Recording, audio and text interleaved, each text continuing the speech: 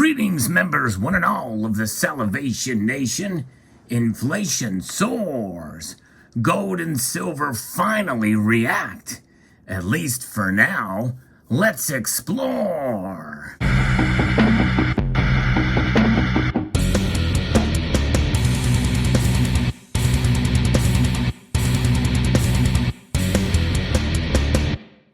I posted a video a few days ago that talked about what could possibly happen here when the inflation numbers come out. And I all but predicted that we might see them the numbers fall back a bit, at least compared to where they were before, because that's what happened for the previous month. They did scale back a bit, but in reality, that's still a pretty big increase considering the baseline.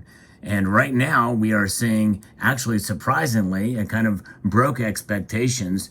The inflation rate went up, and gold and silver reacted, and so did the market. Everything is down pretty substantially.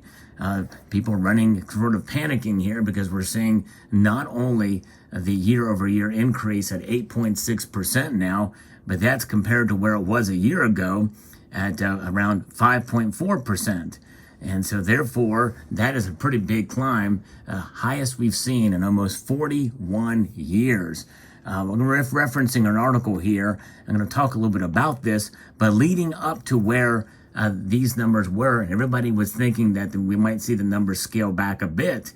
And of course, it would be spun by the media as being this idea that, hey, things are coming under control, and maybe it is somewhat temporary or transitory. And that's how they do like to spin things, but we know the reality of the case. And so gold and silver didn't necessarily tank leading up to it, but they did scale back until the actual numbers came out. And so therefore, they were wrong, and I was wrong, because I was thinking it was going to be pulling back a little bit, maybe even go back as far as 7.9%. And I also posted a video that inflation is keeping gold and silver down. And I believe that's going to happen again, folks. Now, again, no one should take anything that I talk about on this channel as gospel truth, or any predictions that I may make, or speculation that I may engage in, because that's all it is, a speculation. I'm by no means an expert, but nonetheless, the sentiment of the market is something that is based off psychology, and that's very difficult to read. However, with the numbers coming out the way they did, it's really no surprise, in my view, that we are seeing gold and silver up. Gold prices, they bounce back in a volatile trading today as focus turned to economic risks that are elevated after the inflation readings bolster bets for aggressive interest rate hikes. Now, those bets for interest rate hikes will weigh on gold and silver to the downside, I believe, at least in the short term, which is why I'm saying that they're reacting, at least for now. And once the dust settles after this weekend, we may see the prices pull back a bit in anticipation of these rate hikes. U.S. consumer prices accelerated in May, suggesting the Federal Reserve could continue with its 50 basis points rate hikes through September, sending gold to its lowest since May 19th at 1824.63. But the safe haven asset soon erased the losses as investors assessed the economic repercussions, with bullion getting further fill up after the University of Michigan's survey showed U.S. consumer sentiment plunged to a record low in early June amid soaring gasoline prices. We reached day after day of record highs in that area.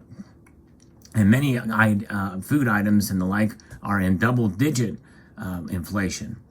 The 8.6% is just the average of all of them together, but the way they used to measure it, we are well into double-digit inflation. In fact, I would make the argument that we are at highs we've not seen even more than 40 years ago. Gold has had a manic roller coaster ride, dropping to lows of the month before rallying sharply on the CPI report and bouncing back again on the worst consumer sentiment report on record, said Tai Wong, an independent metals trader in New York. High interest rates usually dim bullion's appeal, since they translate to an increased opportunity cost of holding the asset, which pays no interest. In fact, let's pause and take a look at where the metals are. We are literally less than an hour away from closing, and gold is up $22.80. That's over 1.23% climb as of the recording of this video. And silver's up almost 1%, but it didn't climb as rapidly as gold did, or as much. It's up 18 cents, still below the $22 level. And there's actually very marginal movement in the platinum group metals, except for rhodium actually fell, now down under over $300. So the gold to silver ratio now is climbing a bit. Now it's 85.64. So silver's price is only negligibly higher, but gold did climb noticeably higher today on this news. And so we'll see how this plays out. Gold's fate next week may hinge on the Fed meeting to see what they say. Gold's rebound also came despite strength in the dollar and elevated U.S. Treasury yields because people are nervous. This is the time, psychology. And I talked about this in a recent video too, about how the psychology based off of the sentiment, consumer sentiment, is a very powerful thing. It's about one of the only things that will trump a strong dollar and bond yields. Gold prices have been remarkably resilient given rate hiking expectations and a softening physical market on concerns that inflation may outpace rate hikes, said Standard Chartered analyst Suki Cooper. Physical gold discounts in India this week hit 7-week highs, and while COVID-19 curbs dissuaded buyers in China, gold will likely give up all these gains and trend lower towards $1,800 as policy rates sharply, analysts at TD Securities said in a note. Silver, like gold, erased initial declines to gain marginally, still below $22 an ounce. And so that's just it, folks. These rate hikes, as they do them, as often as they're going to do them, they are going to basically have little impact on gold and silver in due time. In other words, we very well may see gold and silver rise upon these rate hikes because they'll see that they're not working. Some prognosticators and economists say that the only way for rate hikes to or for inflation to keep at bay is for the actual interest rate to be above the inflation rate. In other words, it's 8.6 now, so it's got to be an 8.6% rate hike. They got a long way to go till they get there. And so therefore, if they're just betting on half-point rate hikes every time they meet, it's going to take quite a while for that to catch up to where inflation is. And keep in mind, every time that inflation rises, if you look at a chart here, we really started to see it climb up fairly dramatically in October of last year. That's where it hit 6.2%, and it's been a steady incline since then, with only one time in April where it went back to 8.3%. That was the last measure. Now, here we are looking at May's numbers. But I predict that we are going to see probably in the next, considering how gas prices have increased pretty dramatically in the last month or so, we very well may see it climb up to 9, maybe even 10% next time. Because when you think about it, that is looking back, we're still pretty steady, 5.4%, pretty much up until October of 2021, a year-over-year climb. But even the intra-year climb is reaching higher levels. We're talking 6+%. And so it's rapidly, the rate of inflation is increasing, and the year-over-year of inflation is increasing, and that's going to weigh on gold and silver. I think we'll still see prices bounce around some, but today's reaction is the surprise that it is actually higher. And so therefore it is reacting. And so therefore I was wrong in my assessment of where things were going. But you notice in that video with the title says, if this happens, we really don't know. It's tough to note, but you know, these numbers, the way they come out, you know, do we really trust them? I don't know. The Bureau of Labor Statistics is where these numbers come from. And I think they're analyzed based off of the 12 Federal Reserve districts. In other words, it's numbers that are averaged in each of those districts to where it comes together. But of course, the other aspect here we have to consider is is obviously employment. We have low unemployment numbers. I think 3.5% for now. And people think, well, that's a good thing. That means that the economy is doing great except for inflation. Well, no, that's not a good thing. That means that the people who maybe were retired or had thought that they could just do that great resignation, whenever realize, hey, things are getting so expensive, we have to work again. And so therefore, the jobs are getting filled up quickly because people need to work in order to make ends meet. And so that is something that typically would drive positively for the economy. But given the high inflation, sooner or later, those employees, some companies won't be able to afford, and then we'll have layoffs, and then we're going to talk about a stagflation. We have a stagflation situation. I think that is when gold and silver will finally start to steadily just climb up and increase that rate of increase in prices. And so we'll see how it plays out. It's an interesting dynamic, but I still think we are a little bit ways off from seeing that occur, and gold and silver will marginally increase, and we'll see what happens in the next week.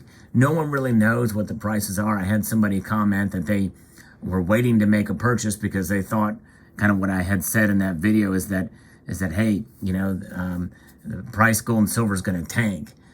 Even though I said, yeah, if this does happen, there's a potential that they could, but I could be wrong. It's not necessarily saying that they will. I don't even know that I really necessarily made a prediction in that video, but if I did, I was wrong. And never take any of my predictions seriously. I don't take any of my predictions seriously, it's a speculation. It's just an analysis of the markets, which are fascinating and to a degree, but base your purchase decisions on your understanding of the markets and take into account everything that's said everywhere, and buy on the dips if you can, when you have the money to do it.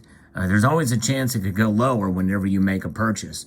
That is something you must prepare yourself more for, and be pleasantly surprised if the prices go up. And that's to be done independent of whatever I say. I talk about the markets just to speculate and to talk about the basic fundamentals of what it means to hold gold and silver, whether or not the prices are low or high. It is fun to talk about and interesting to talk about the markets and what affects them day to day. There's a lot of psychology in the markets, but you should always make your purchase decisions based off of your understanding of the markets, and not just looking at one source or speculation, because I don't know what gold and silver are going to do day to day. No one really does. So therefore, I could be right sometimes, I could be wrong sometimes, but I always want to qualify anything that I say that could lead to one way or the other, and I can laugh at myself along with you laughing at me if I get it wrong. And so therefore, always understand the fundamentals of gold and silver are still strong, especially gold these days. And you buying it at whatever price that you can afford is a good thing, as long as you stay within your budget and you don't go into debt in order to do so. Use discretionary funds in order to purchase gold and silver. So I hope you found this video insightful. I did post a video earlier today that I think you also will find insightful, comparing what's known as junk silver compared to a generic silver. That's 90% compared to silver rounds, privately issued silver rounds. Hope you will take the time to check that video out as well. And I do post videos on a daily basis, and so I encourage you to check out the channel if you don't get a notification, if that does occur. And I want to extend a multitude of gratitude to you all for taking the time to watch this video, and to encourage you to please rate, share, comment, and subscribe.